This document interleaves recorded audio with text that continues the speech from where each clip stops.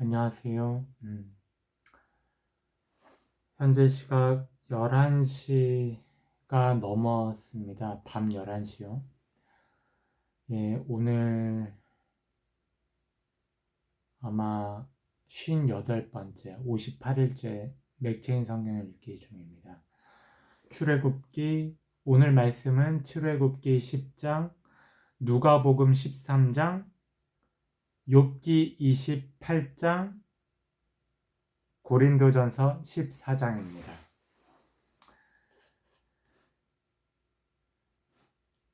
출애굽기 10장입니다. 주님께서 모세에게 말씀하셨다. 너는 바로에게 가거라. 그와 그 신하들이 고집을 부리게 한 것은 나다.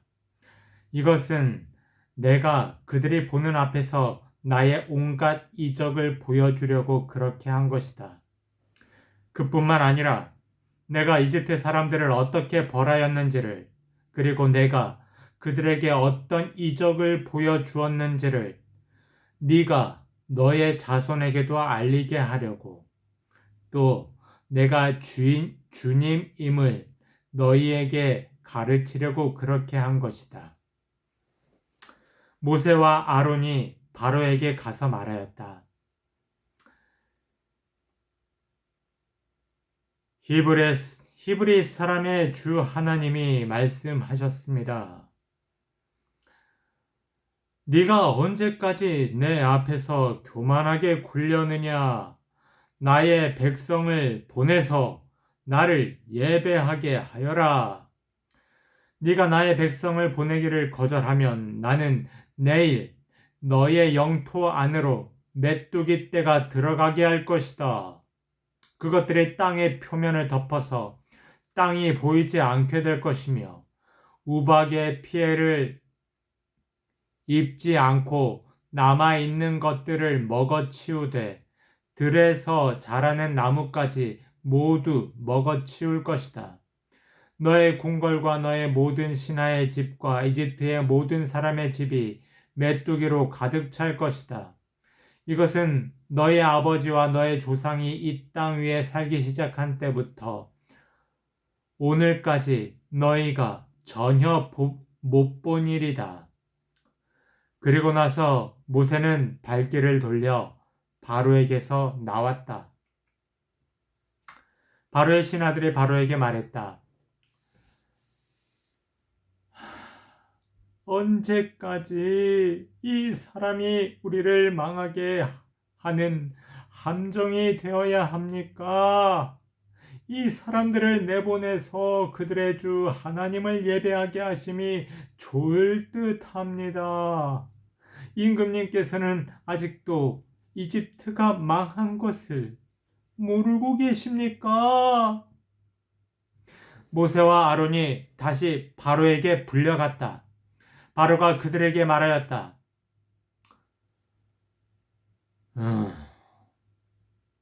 너희는 가서 주 너희의 하나님께 예배하여라. 그런데 갈 사람은 누구누구냐? 모세가 대답했다. 우리 모두가 주님의 절기를 지켜야 하므로 어린아이와 노인들을 비롯하여 우리의 아들과 딸을 다 데리고 가야 하며 우리의 양과 소도 몰고 가야 합니다. 바로가 그들에게 호통쳤다. 그래! 어디 다 데리고 가봐라! 너희와 함께 있는 너희의 주가 나를 감동시켜서 너희와 너희 아이들을 함께 보내게 할 것 같으냐? 어림도 없다. 너희가 지금 속으로 악한 음모를 꾸미고 있음이 분명하다. 그렇게는 안 된다. 가려면 너희 장정들이나 가서 너희의 주에게 예배를 드려라. 너희가 처음부터 바란 것이 그것이 아니더냐. 이렇게 해서 그들은 바로 앞에서 쫓겨났다. 주님께서 모세에게 말씀하셨다.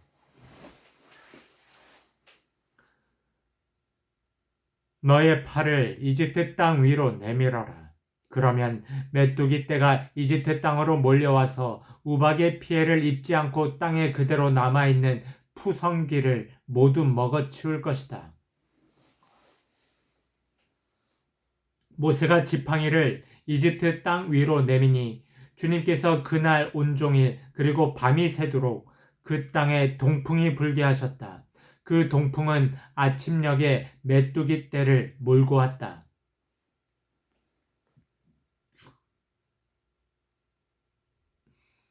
메뚜기 떼가 이집트 온 땅 위로 몰려와서 곳곳마다 내려앉았다.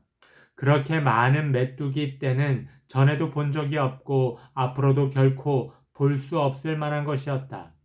그것들이 땅의 표면을 다 덮어서 땅이 새까맣게 되었다. 그것들이 우박의 피해를 입지 않고 남아있는 나무의 열매와 땅의 푸성귀를 모두 먹어치워서 이집트 온 땅에 있는 들의 나무와 푸른 푸성귀는 하나도 남지 않았다. 그러므로 바로가 모세와 아론을 급히 불러들여서 말하였다. 내가 너희와 주 너희의 하나님께 죄를 지었다. 부디 이번만은 나의 죄를 용서하고 주 너희의 하나님께 기도하여 이 엄청난 재앙이 나에게서 떠나게 하여라. 모세가 바로에게서 물러나와 주님께 기도를 드리니 주님께서 바람을 가장 센 서풍으로 바꾸셔서 메뚜기 떼를 홍해에 몰아넣으시고 이집트 온 땅에 메뚜기 한 마리도 남겨두지 않으셨다. 그러나 주님께서는 바로가 여전히 고집을 부리게 하셨으며 바로는 여전히 이스라엘 자손을 내보내지 않았다. 21절입니다. 주님께서 모세에게 말씀하셨다. 너는 하늘로 팔을 내밀어라. 그러면 손으로 더듬어야 다닐 만큼 짙은 어둠이 이집트 땅을 덮을 것이다. 모세가 하늘에다 그의 팔을 내미니 이집트 온 땅에 사흘 동안 짙은 어둠이 내렸다. 사흘 동안 사람들은 서로 볼 수도 없었고 제자리를 뜰 수도 없었다. 그러나 이스라엘 자손이 사는 곳에는 어디에나 빛이 있었다. 바로가 모세를 불러들여서 말하였다.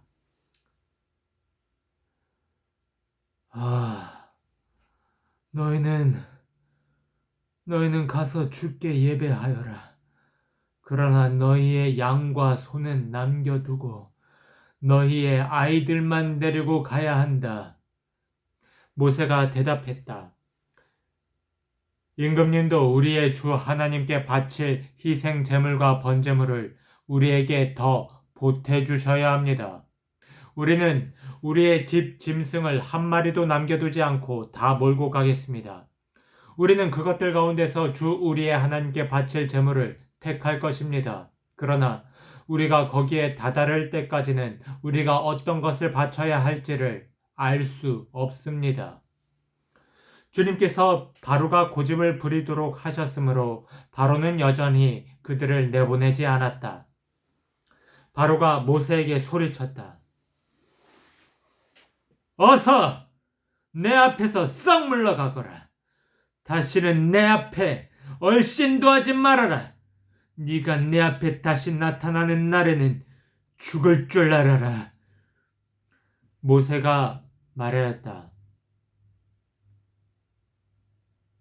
말씀 잘하셨습니다. 나도 다시는 임금님 앞에 나타나지 않겠습니다. 아멘. 와우. 모세와 장난 아닌데요? 모세도 세다. 누가복음 13장입니다.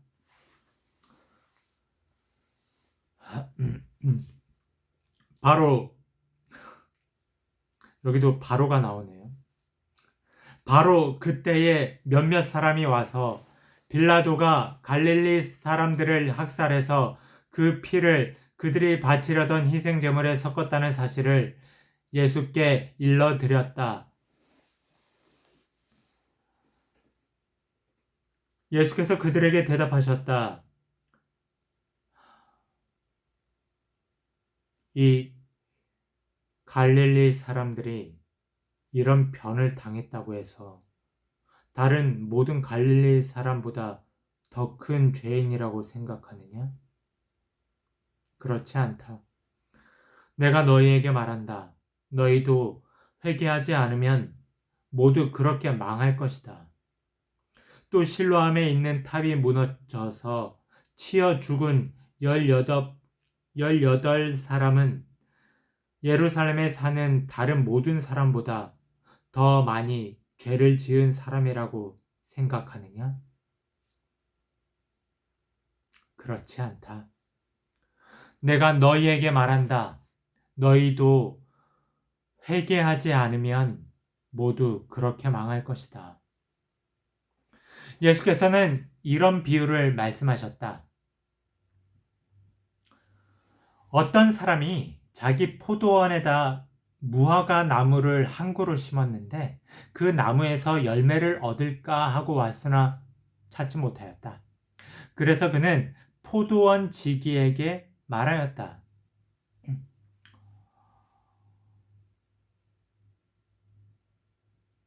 보아라, 내가 새해나 이 무화과 나무에서 열매를 얻을까 하고 왔으나 열매를 본 적이 없다.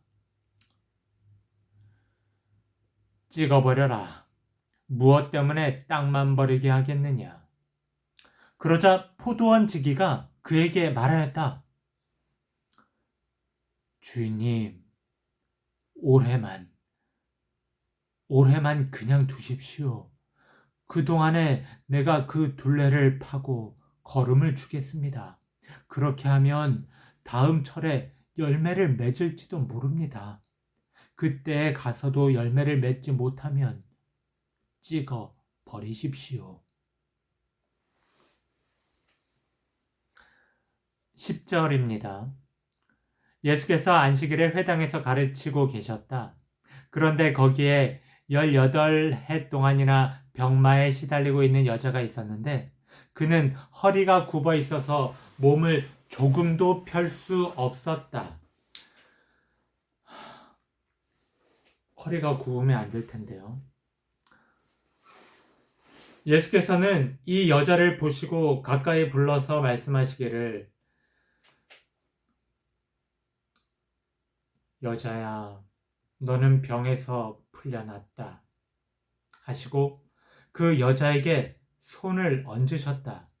그러자 그 여자는 곧 허리를 펴고 하나님께 영광을 돌렸다. 그런데 회당장은 예수께서 안식일에 병을 고치신 것에 분개하여 무리에게 말하였다. 일을 해야 할 날이 엿새가 있으니 엿새 가운데서 어느 날에든지 와서 고침을 받으시오. 그러나 안식일에는 그렇게 하지 마시오. 주님께서 그에게 대답하셨다.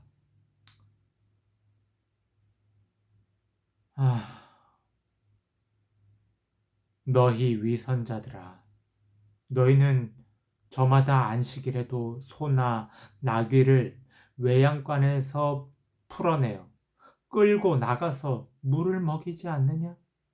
그렇다면 아브라함의 딸인 이 여자가 18해 동안이나 사탄에게 매여 있었으니 안식일에라도 이 매임을 풀어주어야 하지 않겠느냐. 예수께서 이 말씀을 하시니 그를 반대하던 사람들은 모두 부끄러워하였고 무리는 모두 예수께서 하신 모든 영광스러운 일을 듣고 기뻐하였다. 다행이네요. 예수께서 말씀하셨다. 하나님 나라는 무엇과 같은가? 그것을 무엇에다 비길까? 그것은 겨자씨의 다음 경우와 같다. 어떤 사람이 겨자씨를 가져다가 자기 정원에 심었더니 자라서 나무가 되어 공중의 새들이 그 가지에 깃들였다. 예수께서 다시 말씀하셨다. 하나님 나라를 무엇에다가 비길까? 그것은 누룩의 다음 경우와 같다. 어떤 여자가 누룩을 가져다가 가루 서말 속에 섞어 넣었더니 마침내 온통 부풀어 올랐다.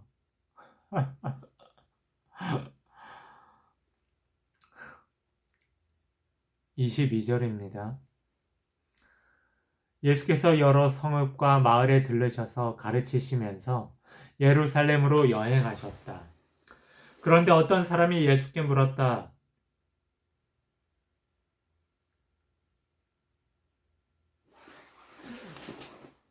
주님, 구원받을 사람은 적습니까?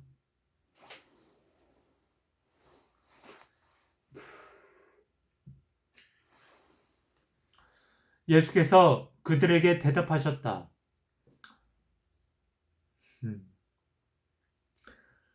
너희는 좁은 문으로 들어가기를 힘써라.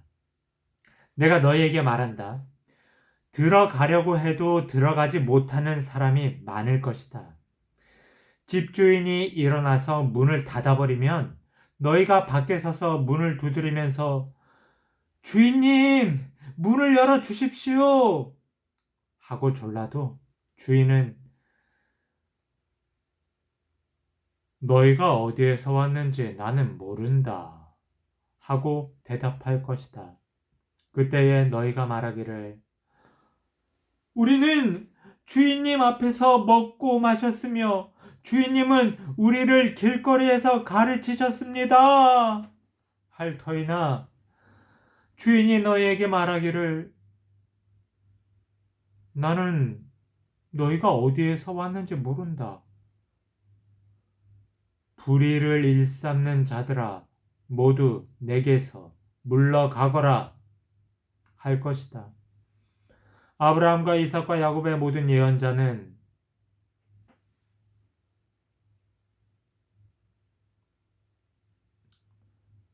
28절입니다. 다시 읽겠습니다. 28절. 아브라함과 이삭과 야곱과 모든 예언자는 하나님 나라 안에 있는데 너희는 바깥으로 쫓겨난 것을 너희가 보게 될 때에 거기서 슬피 울면서 이를 갈 것이다. 사람들이 동과 서에서 또 남과 북에서 와서 하나님 나라 잔치 자리에 앉을 것이다. 보아라, 꼴찌가 첫째가 될 사람이 있고 첫째가 꼴찌가 될 사람이 있다.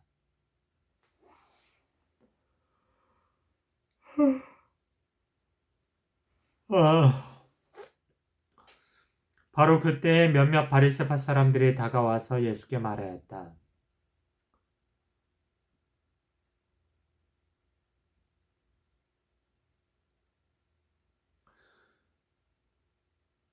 여기에서 떠나가십시오.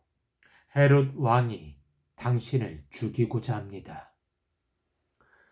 예수께서 그들에게 말씀하셨다. 가서 그 여우에게 전하기를 보아라, 오늘과 내일은 내가 귀신을 내쫓고 병을 고칠 것이요 사흘째 되는 날에는 내 일을 끝낸다 하여라. 그러나 오늘도 내일도 그 다음 날도 나는 내 길을 가야 하겠다. 예언자가 예루살렘이 아닌 다른 곳에서는 죽을 수 없기 때문이다.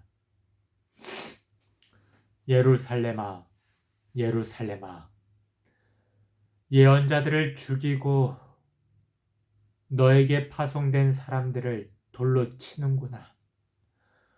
암탉이 제 새끼를 날개 아래에 품듯이 내가 몇 번이나 너의 자녀를 모아 품으려 하였더냐. 그러나 너희는 그것을 원하지 않았다.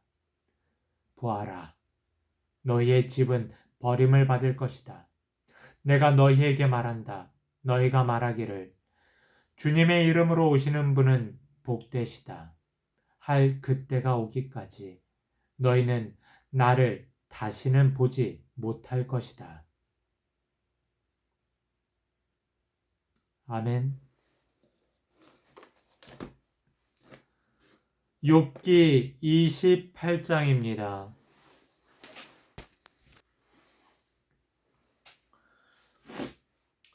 은을 캐는 광산이 있고 금을 정련하는 재련소도 있다. 철은 흙에서 캐어내며 구리는 광석을 녹여서 얻는다. 광부들은 땅속을 깊이 파고 들어가서 땅속이 아무리 캄캄해도 그 캄캄한 구석구석에서 광석을 캐어낸다. 사람이 사는 곳에서 멀리 떨어진 곳, 사람의 발이 가 닿지 않는 곳에 사람들은 갱도를 판다. 줄을 타고 매달려서 외롭게 일을 한다. 땅 위에서는 먹거리가 자라지만 땅 속은 같은 땅인데도 용암으로 들끓고 있다. 바위에는 사파이어가 있고 돌가루에는 금이 섞여 있다. 솔개도 거기에 이르는 길을 알지 못하고 매의 날카로운 눈도 그 길을 찾지 못한다. 겁없는 맹수도 거기에 발을 들여놓은 일이 없고 무서운 사자도 그곳을 밟아본 적이 없다. 사람은 굳은 바위를 깨고 산을 그 밑 뿌리까지 파들어간다. 바위에 굴을 뚫어서 각종 진귀한 보물을 찾아낸다. 강의 근원을 찾아내고 땅에 감추어진 온갖 보화를 들추어낸다. 그러나 지혜는 어디에서 얻으며 슬기가 있는 곳은 어디인가?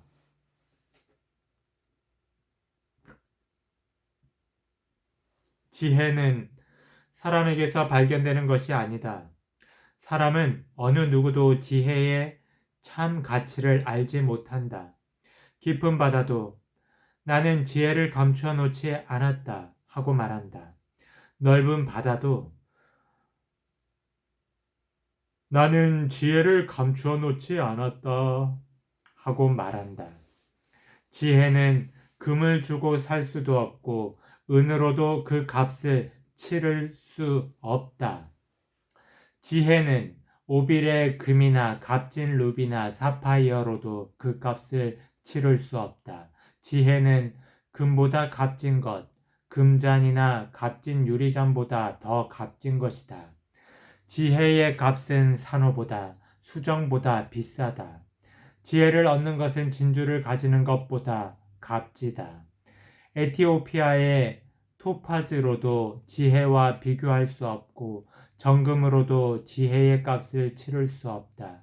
그렇다면 지혜는 어디에서 오며 슬기가 있는 곳은 어디인가? 모든 생물의 눈에 숨겨져 있고 공중의 새에게도 감추어져 있다.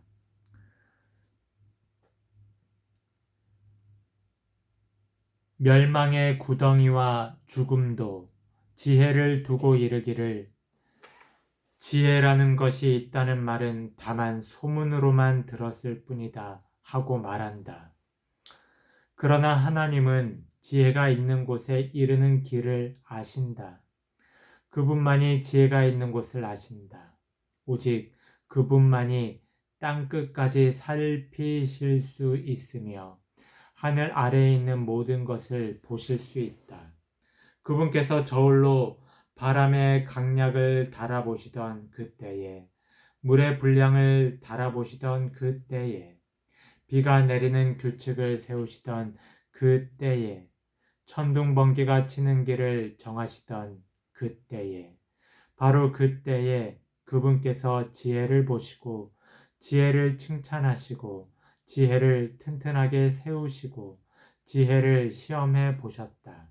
그런 다음에 하나님은 사람에게 말씀하셨다. 주님을 경외하는 것이 지혜요. 악을 멀리하는 것이 슬기다.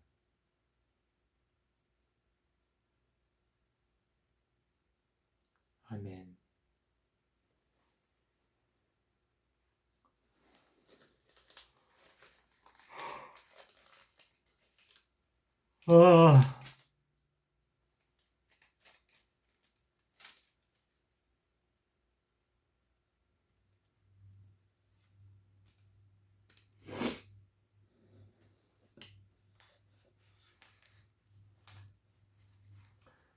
이 마지막 절은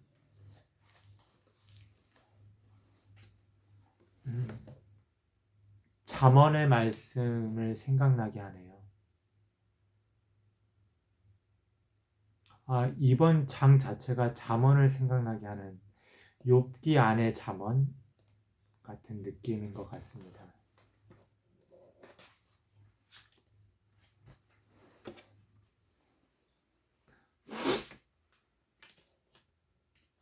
고린도전서 14장입니다.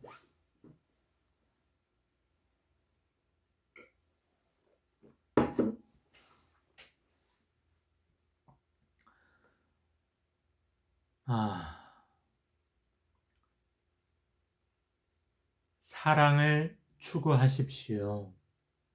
신령한 은사를 열심히 구하십시오. 특히 예언하기를 열망하십시오. 방언으로 말하는 사람은 사람에게 말하는 것이 아니라 하나님께 말하는 것입니다. 아무도 그것을 알아듣지 못합니다. 그는 성령으로 비밀을 말하는 것입니다. 그러나 예언하는 사람은 사람들에게 말하는 것입니다. 그는 덕을 끼치고 위로하고 격려하는 말을 합니다.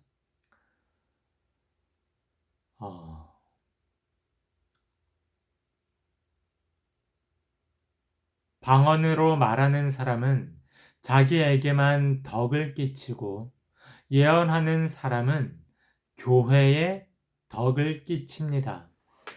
여러분이 모두 방언으로 말할 수 있기를 내가 바랍니다마는 그보다도 예언할 수 있기를 더 바랍니다. 방언을 누가 통역하여 교회에 덕을 끼치게 해주지 않으면 방언으로 말하는 사람보다 예언하는 사람이 더 훌륭합니다.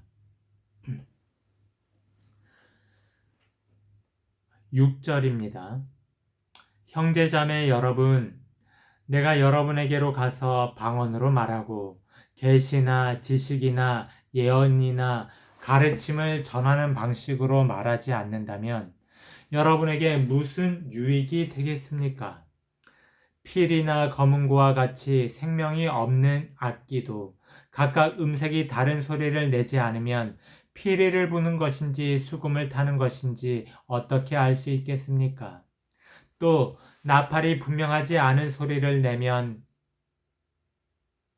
누가 전투를 준비하겠습니까? 이와 같이 여러분도 방언을 사용하기 때문에 분명한 말을 하지 않는다면 그 말이 무슨 뜻인지 남이 어떻게 알겠습니까? 결국 여러분은 허공에다 대고 말하는 셈이 될 것입니다.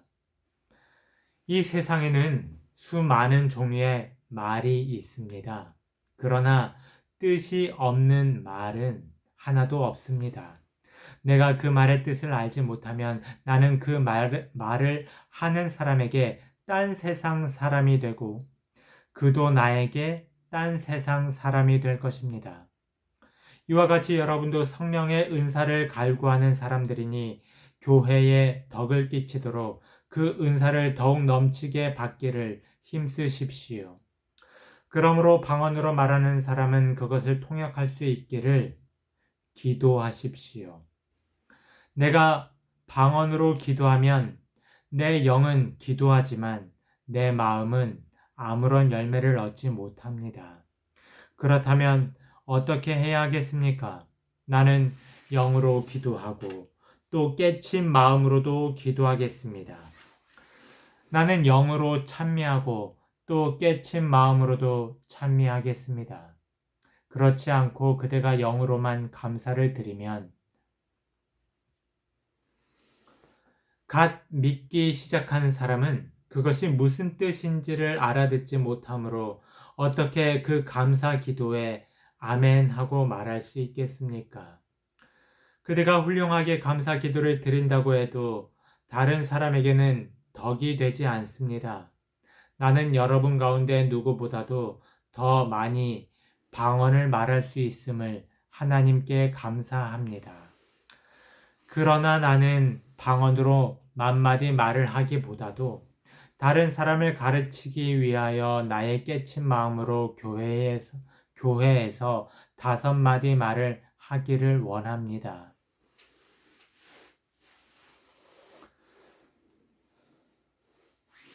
형제자매 여러분, 생각하는 데는 아이가 되지 마십시오.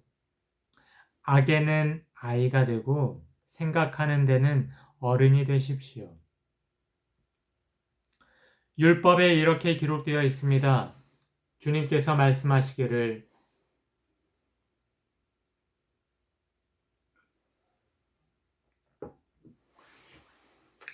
내가 방언을 하는 사람의 혀와 딴 나라 사람의 입술로 이 백성에게 말할지라도 그들은 나의 말을 듣지 않을 것이다. 하셨습니다. 그러므로 방언은 신자들에게 주는 표징이 아니라 불신자들에게 주는 표징이고 예언은 불신자들에게 주는 것이 아니라 신자들에게 주는 것입니다. 온 교회가 한 자리에 모여서 모두가 방언으로 말하고 있으면 감 믿기 시작한 사람이나 믿지 않는 사람이 들어와서 듣고 여러분을 미쳤다고 하지 않겠습니까? 그러나 모두가 예언을 말하고 있으면 감 믿기 시작한 사람이나 믿지 않는 사람들이 들어와서 듣고 그 모두에게 질책을 받고 심판을 받아서 그 마음속에 숨은 일이 드러나게 됩니다. 그래서 그는 엎드려서 하나님께 경배하면서 참으로 하나님께서 여러분 가운데 계십니다 하고 환히 말할 것입니다. 그러면 형제자매 여러분 어떻게 해야 하겠습니까? 여러분이 함께 모이는 자리에는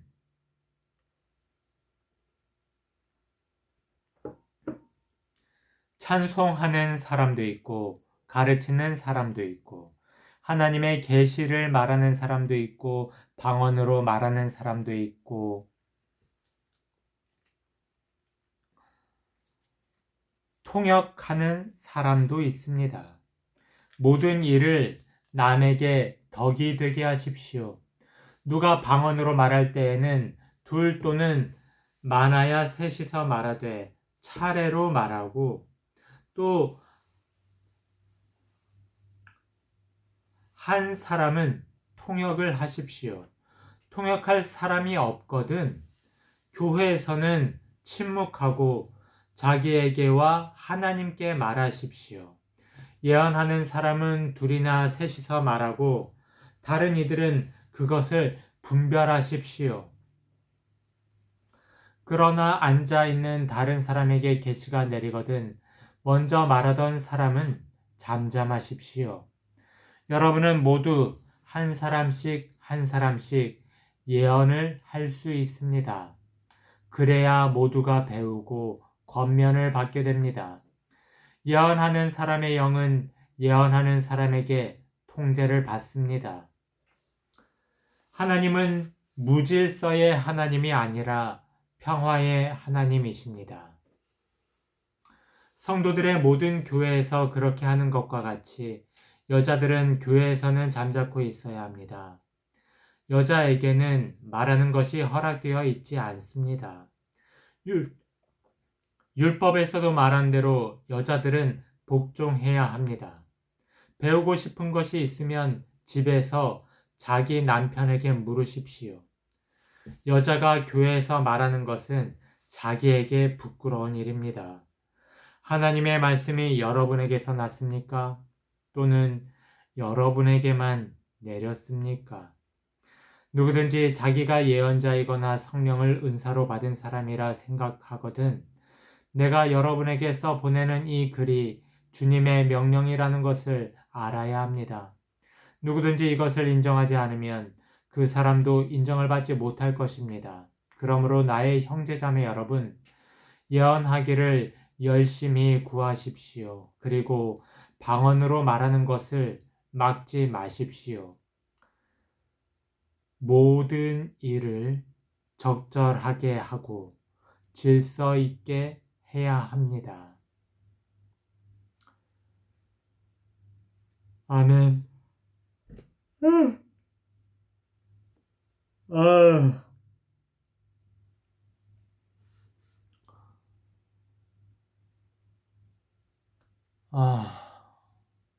여러분, 12시간 넘었습니다.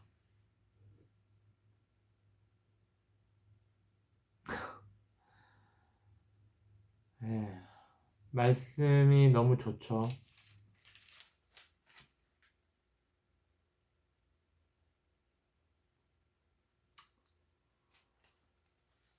요즘 일이 많이 고돼서 머리만 대면 이렇게 잠을 자게 되는 것 같아요.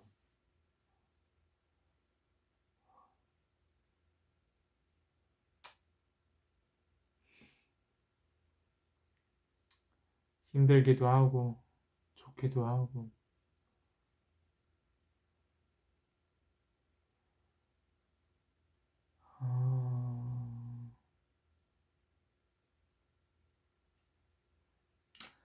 예언이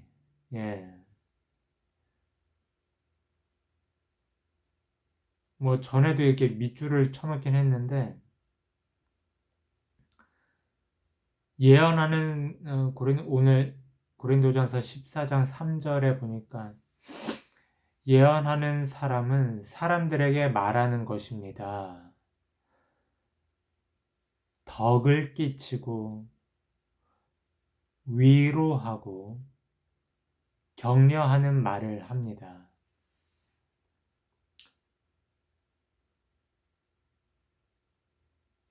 네, 예언하는 사람에 대해서 이렇게 말씀이 나왔는데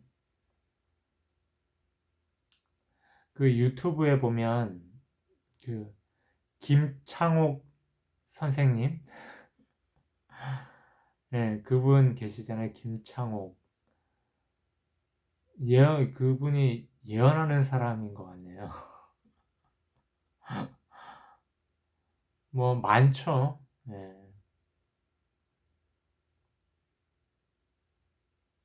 진아영 그 교수님도 그렇고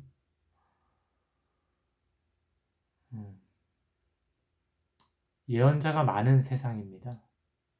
뭐 노스트라다무스 이런 사람이 예언자가 아니고 위로와 덕을 끼치는 사람들, 격려해주는 사람들이 바로 예언자. 저도 예언자가 되보려고 좀 노력을 해봐야 될 것 같습니다.